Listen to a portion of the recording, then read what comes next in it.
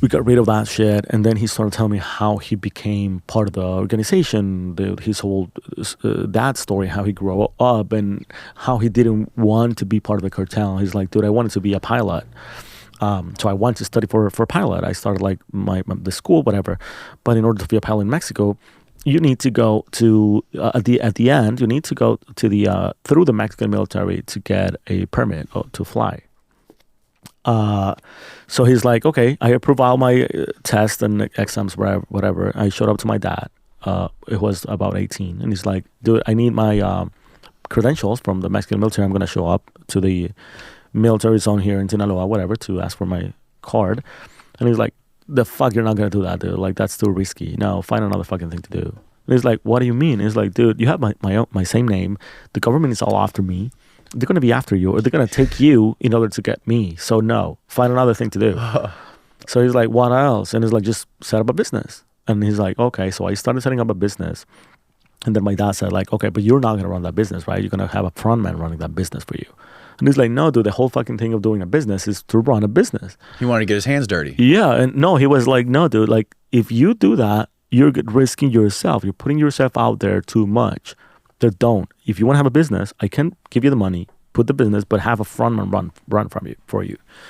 And he's like, nah, it doesn't make sense. He doesn't want to just be an investor. He wants to actually do something. Do something. And then his thought was like, then he was like, okay, so then you want me basically to become a fucking trafficker. And he's like, fuck no. And he's like, dude, there's like, you don't let me do anything.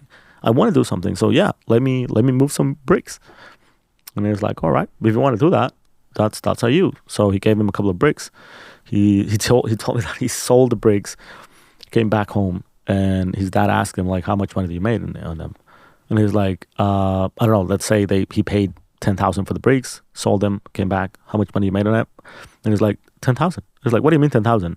10,000 on top of the 10,000? He's like, no, 10,000. And he's like, dude, the whole fucking business is supposed to be made for you to make money, dude. That's how they work. No one explained to him how the economics of buying and selling works. Exactly, dude. So he's like, okay. So then he started learning how to do that shit, right? How to sell bricks and how to, he was eventually in charge of moving large quantities of cocaine and shit in Sinaloa, and then handling the money, and then blah, blah, blah. And then he like kind of like kept stepping up until the war between the factions broke loose. What is Damaso's relation? Does he have a relationship, or does he have any communication lines open with El Chapo? No, he said not anymore. Not anymore. He said he said like at the beginning, of course I felt bad, but because El Chapo was my godfather, and right. When he escaped, we lent him our houses, and we were in charge of his security, so he was around. And when they killed El Chapo's son in 2016, I think.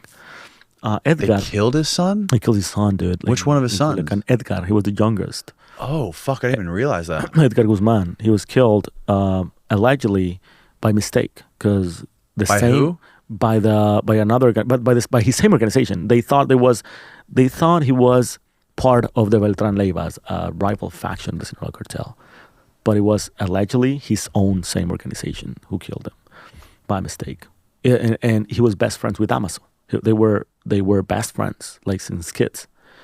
Damaso says that he's still very heartfelt for what happened. He's like, I was supposed to be with him that night, but I got a call from a girl, so I went into her house, and when I'm taking a shower to go to him, they called me and say like, hey, dude, they killed Edgar. And he's like, dude, that broke my heart. He was my best friend in the fucking world. So whenever I met El Chapo would ask me like, how was Edgar? What kind of girls he liked? And he kind of like replaced Edgar with me. So so when I got married, when every birthday and stuff, El Chapo would show up to my parties, but he wouldn't show up to his son's parties, his own weddings or birthday parties or whatever. Like Ovidio? Like Ovidio, Ivan Archibaldo, Alfredo. He wouldn't show up to them, but he will show up for Damasos, right? So they started getting jealous. Like, why the fuck is our dad showing up to every single one of your fucking parties?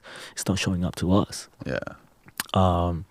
So he felt like he was in the head of El Chapo. He was like another kid. But then he's like, oh, I asked him like, was it hard to testify against El Chapo on his trial, like to point him and say like, yeah, this is the man. And he's like, no, dude. Because at the end, he sent a letter to his sons saying that I'm gonna find the fucking rat who's riding on you guys, and I'm gonna have him killed. So he's like, okay, so he's after me. I'm just gonna go after him. Fuck it. So he went. So yeah, he's like, I don't feel bad about it. Like, fuck it. This is the name of the game. It's either his life or mine. So it's gonna be his, right? And I'm like, dude, how comfortable you feel telling that you are sharing all the information the U.S. has against Los Chapitos? And he's like, dude, that's my fucking plan. That's my goal in life right now, to have him either killed or arrested. And it's like he told me like, I swear to you that I'm gonna see the four of them here, the four of them, sorry, here in the U.S. That was before Ovidio was extradited, right? Right. And after this interview got published, who reached out to you? So this is the thing. The interview got published on crashoutmedia.com. Sorry for the advertisement. This is the Substack. We're managing Juan Grillo and myself. We're kind of like partnering to publish exclusive stories there. And the story went huge, right? Especially in Mexico.